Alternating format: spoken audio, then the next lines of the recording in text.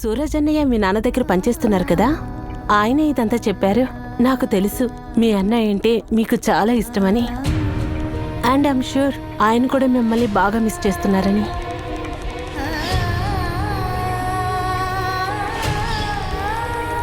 మీరు కావాలంటే నా ఫోన్ నుంచి మీ అన్నకి ఫోన్ చేయొచ్చా?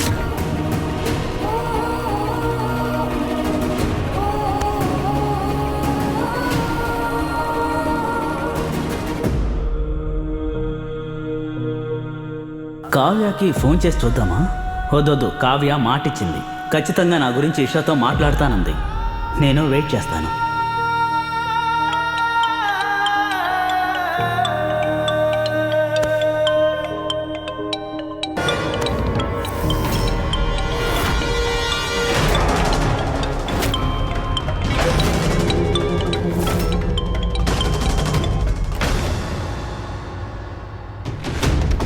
కట్ చేస్తాడు. అలాగా, పర్వాలేదులే. కాసేపు తర్వాత మళ్ళీ ట్రై చేసి చూద్దాం. నా కొడుకు ఇప్పుడు వాడి కాళ్ల మీద వాడు నిలబడుతున్నాడు. ఇదేరా నేను ఎదురు చూసిన నా పాతారు. ఇక మీద నీకెవరు సహాయం అక్కర్లేదురా. అది కూడా ముఖ్యంగా అదే నీకు ఫోన్ చేసింది ఆ కేర్ టేకర్. ఆ అమ్మాయి పేరేంటి? కావ్య. ఆ అమ్మాయే. తను నిన్ను చూసుకుంటానికి పెట్టిన పని మనిషి. ఇలాంటి చిన్న చిన్న వాళ్ళకి అంత ముఖ్యత్వం ఇవ్వక్కర్లేదు. మావయ్య, ఐస్ రెడీ అయింది. అయ్య బాబోయ్, వావ్ వావ్, అద్భుతం. పెద్దమ్మ, ఇదిగో టాబ్లెట్ వేసుకోండి. దీనివల్ల మీకు నొప్పి తగ్గుతుంది. మీరు ఇవి వేసుకొని నడుస్తూ ఉండకూడదు. మీరు నడుస్తూ ఉండడం వల్ల కాళ్ళ నొప్పి ఎక్కువైంది కదా మీకు. చూడండి అత్తయ్య, రేపు సిద్ధంగా ఉండండి. రేపు ఉదయాన్నే నాతో చెకప్కు రావాలి, సరేనా?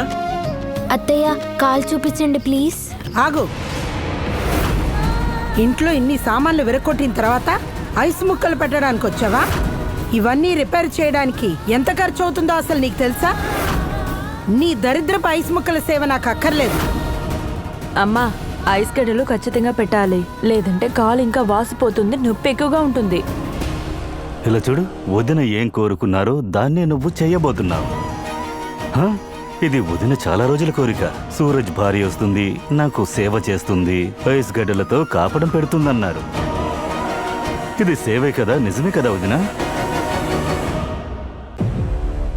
నా కోడలను చూడడానికి నేను చాలా ఆతృతగా ఉన్నాను. నాకు బాగా సేవలు చేస్తుంది కదా. పసుపేసి పాలిస్తుంది, మందులు ఇస్తుంది, నాకు తలకి నూనె పెట్టి మాలిష్ చేస్తుంది, కాళ్ళు చేతులు పడుతుంది.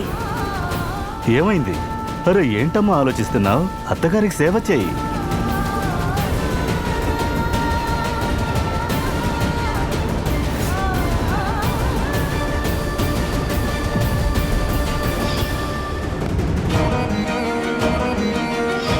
దేవుడి న్యాయాన్ని నిలబెడతాడనే నమ్మకం కలిగింది. దీనికి శిక్షించే తీరాలి. నేనిప్పుడే నిన్ను 4 రోజులకి సస్పెండ్ చేస్తున్నాను. ఆ 4 రోజులకి నీకు జీతం కూడా ఉండదు. ఆ దేవుడు మనిషి చేసిన తప్పుకి ఈ జన్మలోనే శిక్షిస్తాడు. ఒకప్పుడు ఈ అమ్మాయి ముందు నేను చల్లటి నీళ్లు పెట్టుకొని నుంచునుండేదాన్ని.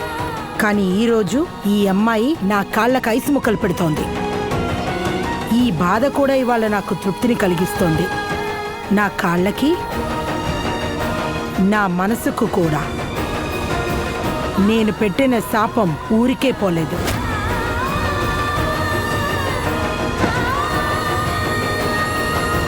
మీకొకటి తెలుసా అత్తయ్య, మిమ్మల్ని నేను ఎప్పుడు చూసినా ఈమెంత స్ట్రాంగ్గా ఎలా ఉంటారని అనుకుంటాను. మీ ఫ్యామిలీతో కలిపి మా ఫ్యామిలీని కూడా మీరు బాగా చూసుకున్నారు. అదే కాకుండా మీ దగ్గర ఏమైనా నేర్చుకోవడానికి అవకాశం వస్తుందేమో అనుకుంటాను.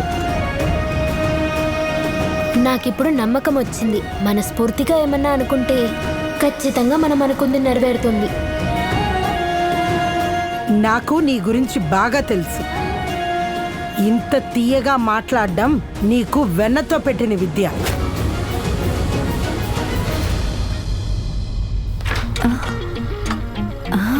అయ్యో బాబోయ్, ఎంత ఐస్ తయారైపోయింది.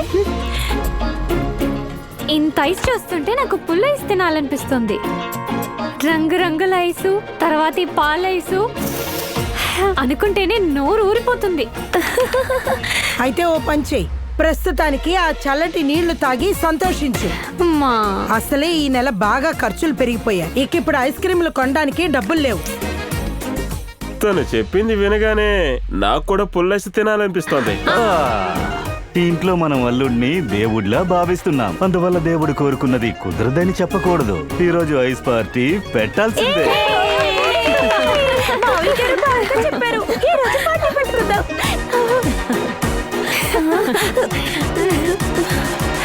పుల్లైసులు చేయడానికి గల సామాన్లు నేను తీసుకొస్తాను. ఇంట్లోనే పుల్లైసులు చేసుకుందాం. దీనివల్ల మన బడ్జెట్ ఎక్కువ అవదు, ఆరోగ్యంగానూ ఉంటాం.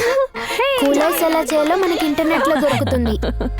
సరిగ్గా చెప్పావు. రారా ఇట్రా. ఎప్పుడైతే ఈ మహారాణి ఇంట్లో కాలు పెట్టిందో లక్ష్మీదేవి అస్సలు ఉండడం లేదు. ఖర్చుల పైన ఖర్చు వస్తూనే ఉంది.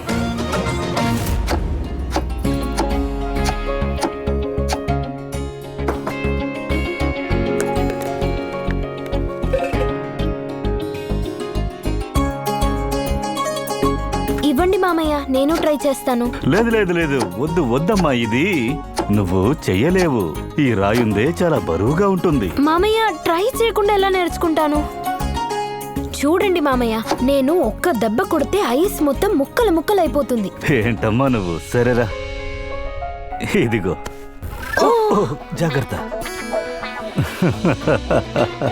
నేను చెప్పాను కదా బరువుగా ఉంటుందని.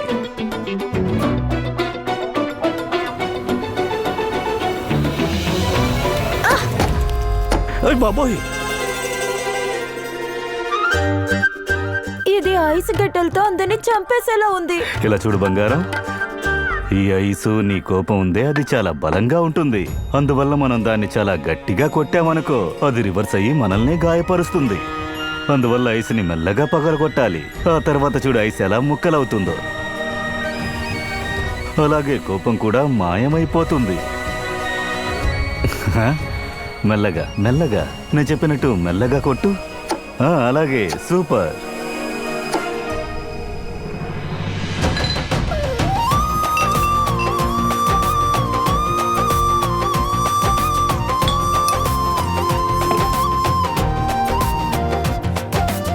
కావ్య, నీకు ఏ ఫ్లేవర్ కావాలమ్మా? ద్రాక్ష. అలాగే. లేదు లేదు లేదు. ఆరెంజ్. లేదు లేదు లేదు. తీపు పులుపు. అరే ఏదైనా ఒకటి చెప్పు. కావ్య, నువ్వు రెండు తీసుకో. నా తరపున పాలేసు, నాన్న తరపున ఆరెంజ్ మిక్స్. మన దగ్గర చాలా ఉన్నాయి.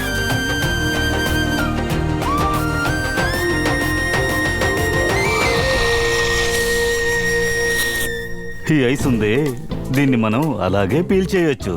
ఎలా అంటే ఇలా. ఇదిగో ఇలా. ఒక నిమిషం. 1 2 3.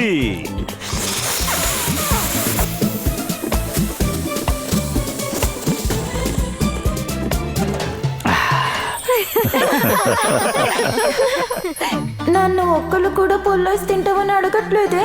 నా భర్త పూరన్ ఆయన పైన మీద బయటికి వెళ్ళకపోయి ఉంటే నాకు ఖచ్చితంగా ఐసుకొని ఉంటారు. మోనికా వదిన, మీకు ఏ ఫ్లేవర్ కావాలి? పాలేసా, ద్రాక్ష? పాలైసే పాలైసే. హే, నాకు పాలైస్ నచ్చదు. మోనికా వదిన, ఇంత రుచిగా ఉంటే మిస్ అవుతారా? కొంచెం మిస్ కాదు, చాలా మిస్ అవుతున్నాను.